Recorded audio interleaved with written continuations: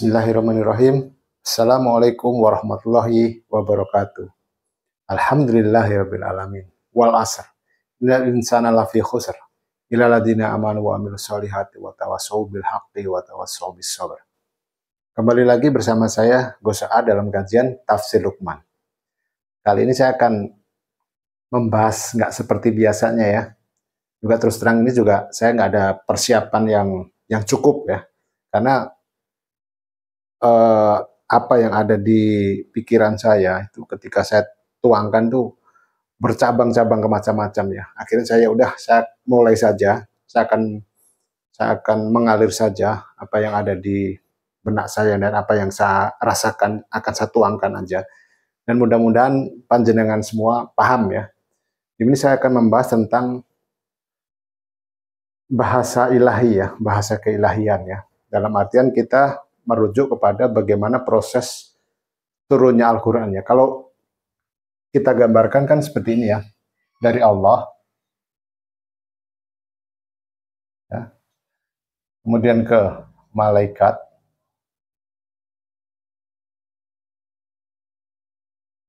kemudian turun ke Rasulullah, ya, kemudian menjadi mushaf.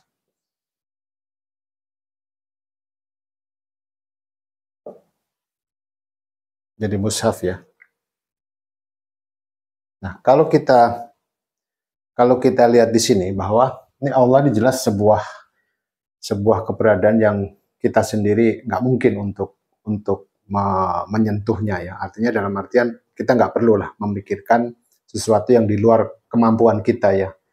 Biarkan Allah dengan kemahakuasaannya, Allah dengan kemahaperkasaannya, Allah dengan segala-galanya, pencipta segala-galanya ya. Artinya di sini dalam dimensi yang benar-benar tidak terbatas ya. Kemudian turun menjadi dimensi yang terbatas di sini. Artinya terbatas dalam artian malaikat ya.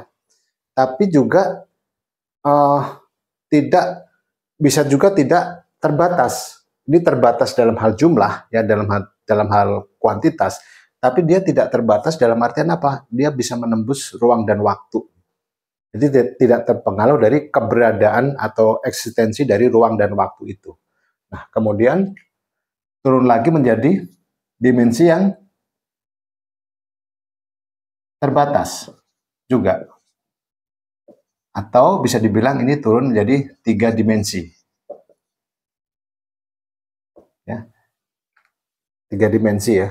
Manusia. Jadi Rasulullah di sini perwakilan sebagai mewakili manusia. Artinya dari sini dari sebuah keberadaan yang tidak terbatas dan tidak terhingga, gitu.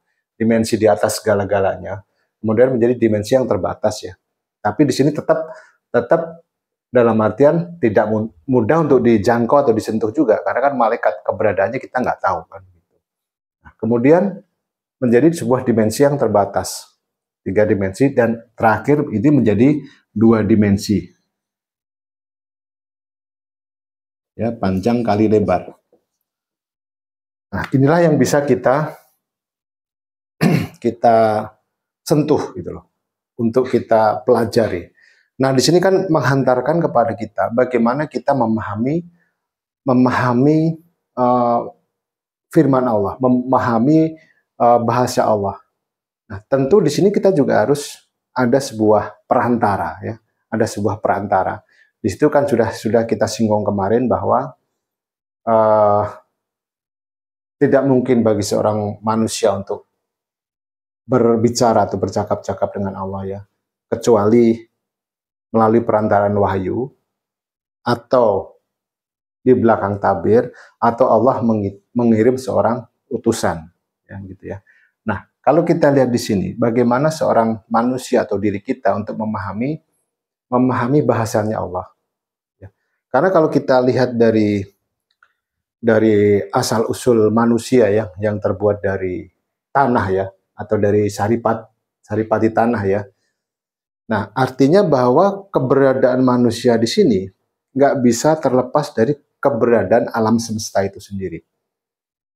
Nah, mungkin tanpa kita sadari ya, mungkin juga orang berpikiran skeptis ya. Dalam artian begini, bumi yang kita bijak, ya, bumi yang kita bijak, awan yang di atas kita, kemudian gunung-gunung, itu semuanya mampu berbicara dan mampu berkomunikasi dengan kita sebenarnya. Nah, ini mungkin bagi sebagian orang seperti orang gila kalau kita mengatakan seperti itu. Justru sebaliknya, orang yang nggak percaya itulah orang gila. Karena begini, kita sadar bahwa kita adalah diciptakan dari tanah. Artinya unsur tanah ada dalam diri kita. Contoh lain di dalam surat Al-Ahzab ayat 72, ya. Surat Al-Ahzab ayat 72, di situ Allah berfirman, "Dan telah kami amanatkan kepada langit, kepada gunung-gunung, dan kepada bumi. Mereka enggan menerima amanat tersebut. Mereka khawatir akan mengkhianatinya. Maka diembanlah amanat itu oleh manusia. Sesungguhnya manusia itu makhluk yang bodoh lagi zalim." Artinya apa? Ketika malaikat menawarkan amanat, berarti kan ada proses dialog atau proses komunikasi di situ. Ya, sampai mereka enggan gitu loh. Artinya kan ada sebuah penolakan di awan menolak, gunung menolak, tanah menolak. Jadi ada sebuah proses komunikasi di situ antara malaikat dengan ketiga hal tadi. Nah, kemudian mereka khawatir akan mengkhianatinya. Nah, artinya kan ya namanya kekhawatiran berarti ada rasa di situ. Ya kan? Nah, inilah yang harus kita sadari bahwa sebenarnya alam ini juga ingin menyampaikan sesuatu kepada manusia. Nah, tinggal bagaimana diri kita mampu nggak membaca informasi tersebut, membaca keberadaan yang mungkin tanpa kita sadari memberikan informasi terhadap diri kita.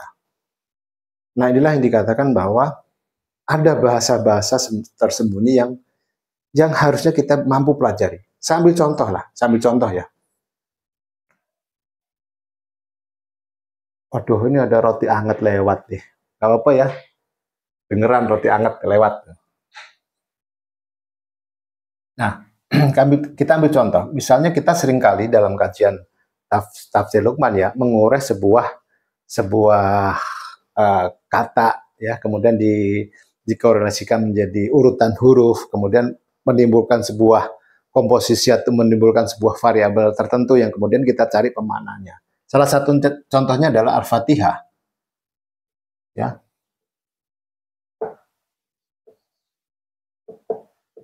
Nah, ini seringkali kita mengkorelasikan misalnya nih alif lam mim ya. Ini merupakan huruf ke-31. Kemudian fa. Huruf ke-20. Alif, huruf ke-1. Kemudian ta. Huruf ke-3. Ha. Huruf ke-6. Ta marbutah huruf ke-32. Kemudian ini kita korelasikan angka-angka ini menjadi urutan surat dalam Al-Quran, maka suratnya adalah surat ke-31 adalah Luqman. Surat ke-20 adalah Toha. Surat ke-1 Al-Fatihah lagi. Surat ketiga adalah Ali Imran.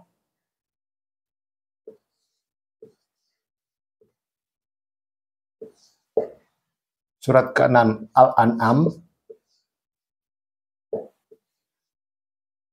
Surat ke-32 As-Sajdah.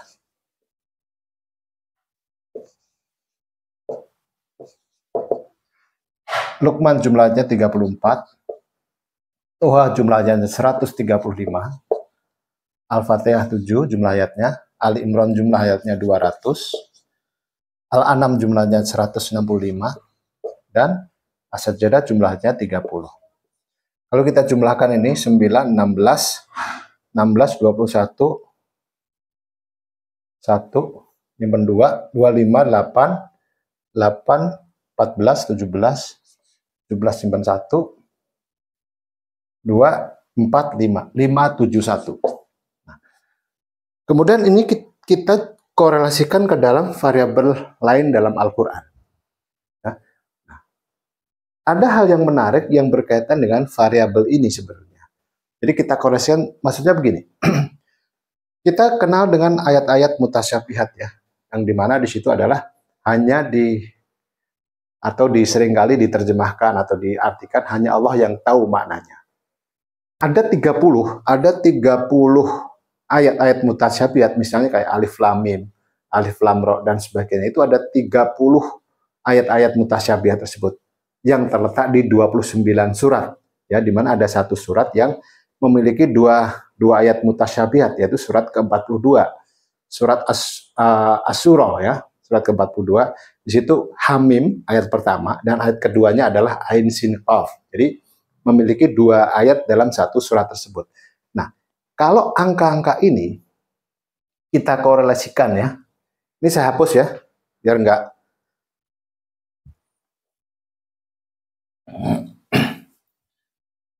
Kalau kita korelasikan dalam ayat-ayat mutasyabihat tersebut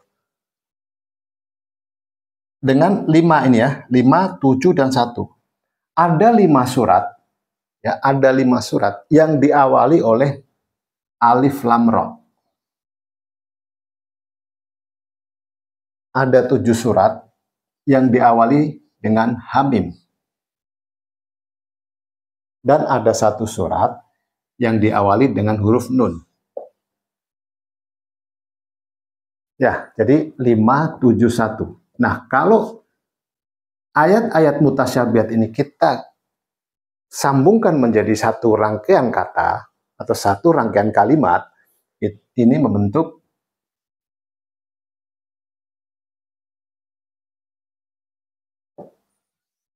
kata Ar-Rahman. Ya. Nah, artinya di sini bahwa ayat-ayat mutasyabihat tersebut nggak selamanya mutasyabihat. Bisa menjadi ayat-ayat yang muhkamat. Tinggal bagaimana kita meletakkan ayat-ayat tersebut. Ini ada kemungkinan ya. Kita ambil contoh dulu. Kita ambil contoh misalnya begini. Ketika setelah Allah menciptakan Nabi Adam, Allah mengajarkan nama-nama benda, ya, mengajarkan nama-nama benda kepada Nabi Adam. Kemudian Allah memerintahkan malaikat menyebutkan nama-nama benda, dia tidak bisa menjawab.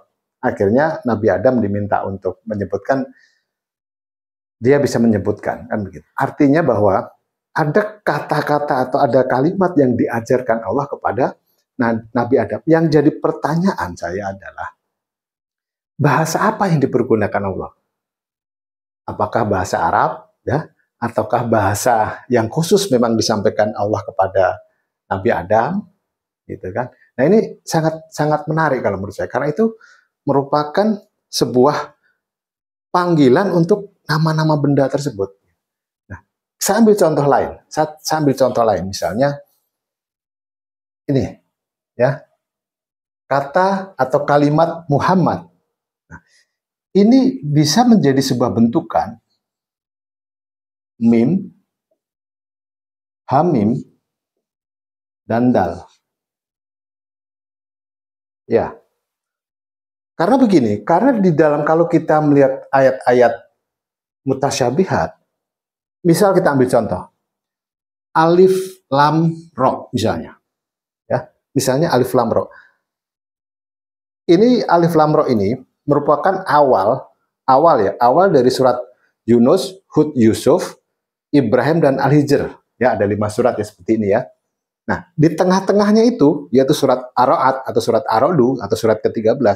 Itu tengahnya adalah alif lam mim ra. Ya, ini ada 2 kemungkinan. Ada alif lam mim yang ditambahin terakhirannya ra, atau alif lam ra yang disisipi oleh huruf mim.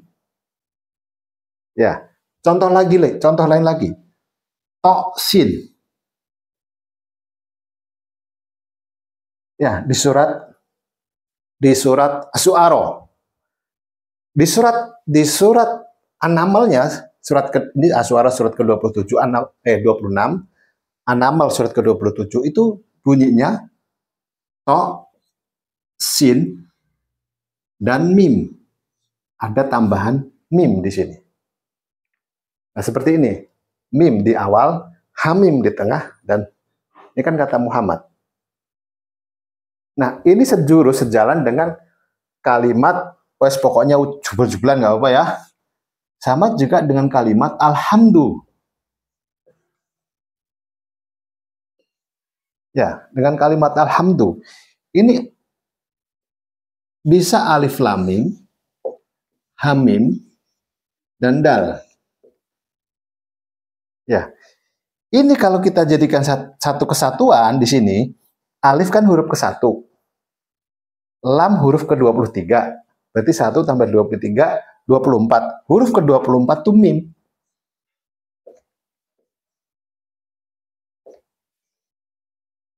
Sama Muhammad seperti di sini. Gitu. Nah, inilah yang saya maksud bahwa ada indikasi bahwa ayat-ayat mutasyabihat ini sebuah kunci-kunci gitu. Sebuah kunci-kunci perbendaharaan kata, perbendaharaan kalimat lebih tepatnya. Perbendaharaan kalimat, makanya di situ dikatakan hanya Allah yang tahu maksudnya. Nah, ini kalau kita bisa membongkar ini, wah, luar biasa ini. Ya, kita lanjutkan lagi. Memang tidak mudah bagi kita untuk memahami bahasa keilahian ya. Di sini diperlukan sebuah, ya paling tidak, itu ada salah satu syaratnya adalah kemarin kita sudah bahas ya, biqalbin salim ya. Kita benar-benar dengan hati yang bersih ya, dengan hati yang bersih. Dengan hati yang bersih itu dalam artian memang benar-benar tidak ada, ya benar-benar harus menghilangkan sifat hubud dunia, menghilangkan sifat hadun nafsi ya, artinya benar-benar tulus, benar-benar tidak ada beban dalam diri kita. Nah, salah satu cara untuk kita bisa memahami bahasa atau katakanlah isyarah dari Allah itu adalah apa? Ya, kita harus penuhi dulu standarnya. Yang paling tidak adalah kita harus menginstal diri kita ya. Menginstal diri kita dengan apa? Ya dengan Al-Qur'an tentunya. Nah, install pun juga tidak bisa sembarangan.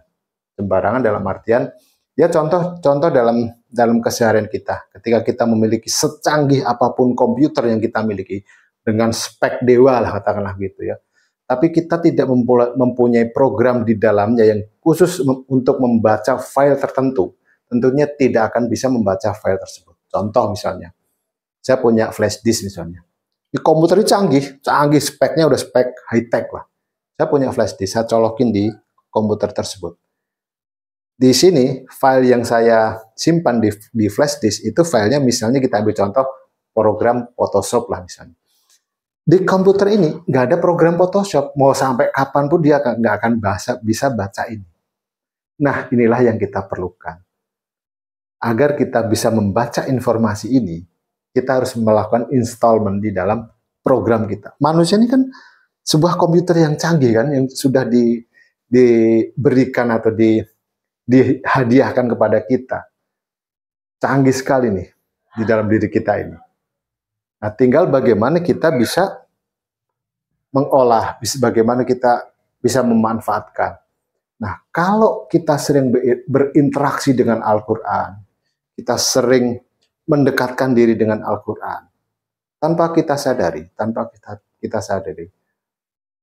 yang orang bilang nurullah itu akan datang kepada kita tanpa kita harus meminta. Dan itu memang tidak mudah untuk mencapai tingkatan seperti itu ya. Artinya apa? Bahwa sebenarnya dengan kajian kita ini memberikan sebuah penawaran dalam artian mengajak untuk kita gemar membaca Al-Quran. Nah, tapi memiliki sebuah metode gitu, memiliki sebuah cara. Kayak contoh tadi, misalnya kita melakukan installment sebuah program, itu kan ada langkah-langkah yang harus ditempuh.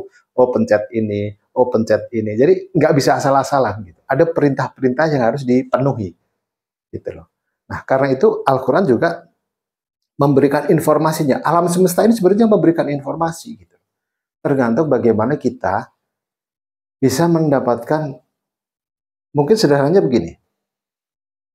Ada di TikTok tuh banyak ya, di TikTok bahkan di YouTube Short juga banyak. Ada sebuah percobaan di mana ada sebuah benda ya dengan frekuensi tertentu, ketika dipukulkan dengan frekuensi yang berbeda dengan bantuan garpu tala di situ, tidak menimbulkan getaran, tidak menggetarkan benda tersebut. Ya, tapi ketika benda yang dipukul memiliki frekuensi yang sama, walaupun tidak bersentuhan, ada jarak di situ, tapi tetap menimbulkan sebuah getaran. Ya, akhirnya ada sebuah reaksi dari pukulan tersebut. Ini baru kejadian biasa. Bagaimana kalau itu Al-Quran? Kan begitu. Makanya dikatakan di dalam Al-Quran, di dalam surat 13 ya, surat Ar-Ra'd, surat 13 ayat 31 ini cerminan ya, 13:31. Di situ Allah berfirman, dan apabila ada sebuah bacaan yang dengan bacaannya itu gunung-gunung meletus, bumi terbelah, dan orang yang mati dapat berbicara, tentulah Al-Quran. Ya, artinya begitu luar biasanya ketika kita benar-benar membaca Al-Quran dengan metode, dengan sistem yang tepat. Nah, seperti saya bilang tadi, bahwa alam ini kan sebenarnya memberikan sebuah informasi. Nah, tergantung bagaimana kita bisa menyamakan frekuensi tersebut. Sehingga getaran alam sejalan dengan getaran kita, ada keselarasan di situ. Nah, ini sebenarnya bisa kita, bukan kita pelajari ya, bisa kita lakukan, yaitu dengan kita senantiasa berinteraksi dengan Al-Quran. Semakin sering kita berinteraksi, secara tidak langsung kita akan merasakan energi yang ada di dalam Al-Quran itu sendiri. Ya kalau bisa bahasa kerennya itu ya bahasa apa? Energi keilahian. Begitu luar biasanya, begitu dahsyatnya Al-Quran ketika dibacakan dengan metode yang tepat, dengan cara yang tepat. Ya. Nah, di sini kan membuktikan bahwa Al-Quran ini benar-benar kita bisa manfaatkan semaksimal mungkin sebagai petunjuk, sebagai pedoman hidup, sebagai asifas, ya bisa dibilang sebagaimana fungsi Al-Quran diturunkan ke dunia ini. Bagaimana sekarang kita memahami informasi yang ada di alam semesta ini? Sebenarnya alam ini kan menyediakan informasi sebenarnya. Ya kita ambil contoh. Ketika mendung, itu kan pertanda akan hujan. Ya, alam memberikan tandanya terlebih dahulu. Terus kemudian sebelum terjadi bencana, misalnya binatang-binatang pada gelisah, pada berlarian, alam memberikan tandanya. Begitu juga diri kita. Bagaimana tergantung kepekaan kita membaca tanda tersebut. Ya, ini saya ambil contoh. Dan ini nggak satu kali, dua kali, ini beberapa kali lah, beberapa kali. Ada sebuah kasus ya, sebuah kasus. Ini berkaca dari pengalaman pribadi saya. Ada sebuah kasus di mana ada seorang anak kecil ya. Dia memiliki sakit kehilangan daya kelenturan kulit. Jadi seluruh tubuhnya dari kepala sampai kaki itu kehilangan daya kelenturan kulit. Waduh, Masya Allah itu. Jadi kalau dia ini kan biasa ketika dia hendak makan otomatis kan membuka mulut. Berarti ada kulit yang ketarik. Nah ini robek nih dia nih, keluar darah. Ketika dia tangannya lurus, kemudian ditekuk, ini berarti ini kan ketarik, ini robek keluar darah. Dia begini, dia ingin nengok, ini robek keluar darah, seluruh tubuh. Nah saat itu dilakukan treatment oleh adik saya, dilakukan treatment, sudah dibacakan beberapa bacaan dari Al-Quran, ternyata mengalami jalan buntu lah. belum ya secara fisik baik, secara fisik sehat ya, secara fisik sehat, tapi belum mengobati penyakit utamanya yaitu kehilangan daya kelenturan kulit. Kemudian ya agak setengah frustasi juga itu adik saya gitu, karena udah dibacakan bermacam-macam bacaan dari Al-Quran, ternyata tidak mengobati kan gitu. Nah di sini saya ada sebuah hadis yang sahih ya, di mana di situ Rasulullah bersabda, semua penyakit ada obatnya, kecuali tua dan mati kan gitu.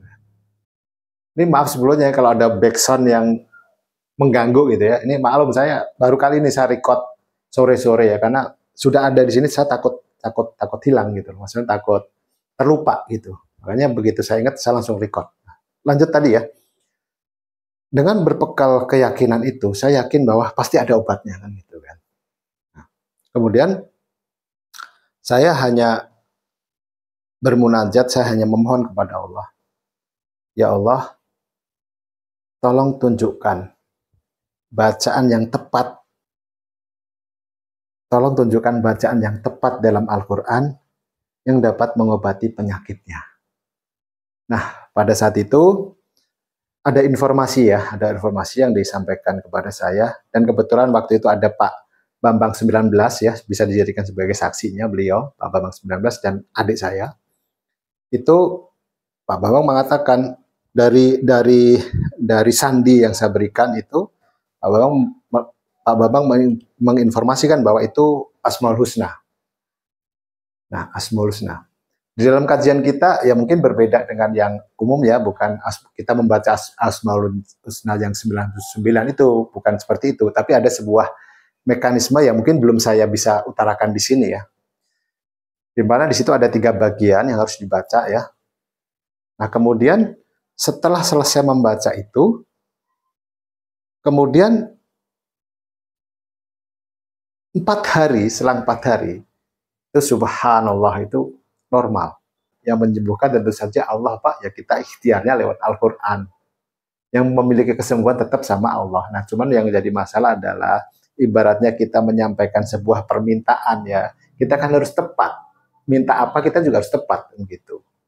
Nah, tapi yang jadi pertanyaan saya di situ adalah, kok bacaannya kulit Asmaul Husna?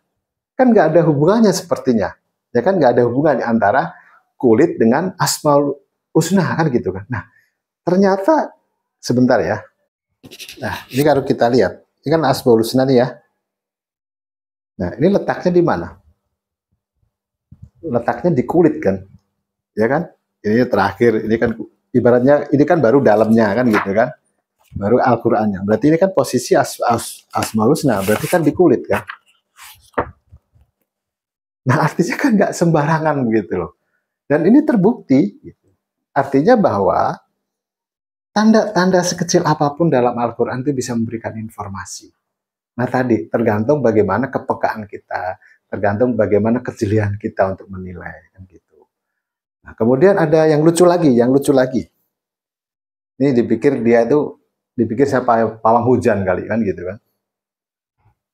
Dia pemimpin project lah ya, pemimpin project saat itu lagi ngecor dak atas gitu loh, untuk bikin parkiran atas. Saat itu mendung udah pekat gitu. Dia bilang mendung udah pekat, udah tinggal turun hujan aja. Dia telepon saya, Mas ini saya lagi ngecor hujan gitu kan.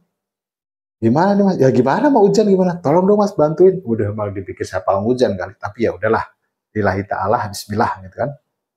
Saya bilang ke dia, namanya Danang, Nang, kamu di tempat lapang, saya bilang gitu ya, terserah pokoknya tempat lapang, saya bilang tempat lapang, kamu ajak ngobrol, saya bilang gitu, kamu ajak ngobrol, karena apa Pak, bagaimanapun juga awan kan juga makhluk Allah, gitu.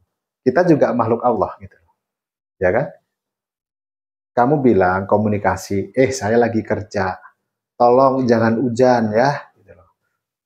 Ya artinya kita tetap saya bilang ke dia, minta sama Allah gitu loh, untuk dibantu untuk menundukkan awan agar awannya itu bergerak gitu loh. Ya alhamdulillah gitu. Nah artinya apa, bahwa Itu tadi bahwa alam ini sebenarnya bisa kita ajak dialog. Nah, kembali tergantung bagaimana kita tadi memenuhi standar kita untuk bisa maaf berdialog. Standarnya apa ya? Kita harus install dulu, kita harus penuhi dulu. Ya minimal paling tidak tadarus lah. Bisa dibilang tadarus. Tadarus pun juga harus khusus dalam artian ya satu hari membaca 1 juz sekali duduk selesai. Nah, itu kan nggak gampang, nggak mudah untuk dilakukan. Dan itu nggak cukup sekali 2 kali khatam, bisa berkali-kali. Nah itu kan sebenarnya dalam proses dalam rangka apa? Satu, kita benar-benar mengenali seluruh juz yang ada dalam Al-Quran. Paling tidak ada frekuensi-frekuensi yang bisa kita baca dalam diri kita. Dan ini alhamdulillah sering saya praktekkan gitu loh. Nah, cuman di sini kan memang saya nggak bisa serta merta itu saya pergunakan terus menerus kan gitu kan. Nanti akhirnya apa, orang jadi malas kan gitu. Tinggal minta aja kan gitu. Nah, saya bilang ngaji dulu lah gitu. Nah, inilah yang bisa saya saya sharing ya kepada teman-teman saudara sedulurku bahwa saya tidak bermaksud apa-apa ya, tidak bermaksud ria atau pamer, bukan, tapi di sini saya menginfokan bahwa alam bisa memberikan informasinya kepada kita. Sekali lagi bahwa alam bisa memberikan informasinya kepada kita. Tergantung wadah kita siap enggak. Wadah kita bisa membaca frekuensi itu enggak kan gitu. Ya kayak radio lah, kayak radio, sederhananya radio. Kita ingin mencari stasiun tertentu, otomatis kan kita mencari gelombang tertentu. Ya, dengan frekuensi tertentu. Nggak ada kabel, ya kan? Tapi bisa nyambung kan gitu. Apa yang disiarkan di studio sama dengan apa yang kita terima. Nah, tergantung dari kita bagaimana kita sebagai receiver, ya, sebagai receiver atau penerima bisa menangkap dari sisi transmitternya yang memancarkan energi. Nah, tergantung kita mintanya apa, kan begitu. Nah, dengan catatan tadi, kita harus memenuhi standar kita sebagai seorang receiver, sebagai seorang penerima. Yang pertama, yang paling wajib ya, dalam tanda kutip wajib ya, bukan masalah wajib secara hukum ya, tapi dari sisi standar yang harus kita penuhi adalah apa? Tadi bi qalbin salim ya. Kita benar-benar dengan hati yang bersih. Lillahi ta'ala, hanya mengharapkan ridho dari Allah. Ya kalau Allah izinkan ya bisa, kalau enggak ya enggak. Tetap hanya atas ridho Allah. Enggak ada lain. Secanggih apapun kita tetap, kalau Allah enggak mengizinkan ya enggak akan terjadi itu. Itu kuncinya. Nah, tapi kalau kita memenuhi standar dalam artian itu kita sering berinteraksi. Tidak hanya tadarus ya, tidak hanya tadarus. Tapi apa? Kita mengkaji variabelnya, ya kan? Kita mencoba mengenali lebih jauh, misalnya Al-Fatihah jumlahnya 7, Al-Baqarah jumlah ayatnya 286, ya kan? At-Tariq jumlah ayatnya 17, Al-Alaq jumlah ayatnya 19. Nah, itu kita otomatis kan kita juga mengenali Al-Qur'an di situ. Berinteraksi intens gitu loh. Kan ada istilah tak kenal maka tak sayang. Nah, bagaimana kita menjadi seseorang yang disayangi Allah. Demikian yang saya bisa sampaikan pada pembahasan kali ini. Saya nggak banyak oret-oret karena hanya ini yang bisa saya sampaikan. Yang intinya bahwa Allah bisa menyampaikan bahasanya melalui alam semesta ini.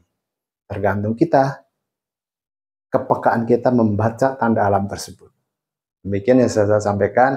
Apabila ada salah kata, salah ucap, saya mohon maaf yang sebesar-besarnya dari dalam hati yang paling dalam. Terima kasih atas perhatiannya. Jangan lupa di share, di like, di komen ya, di subscribe.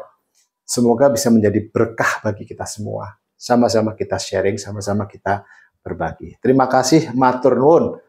Wabillahi taufik wal hidayah. Wassalamualaikum warahmatullahi wabarakatuh.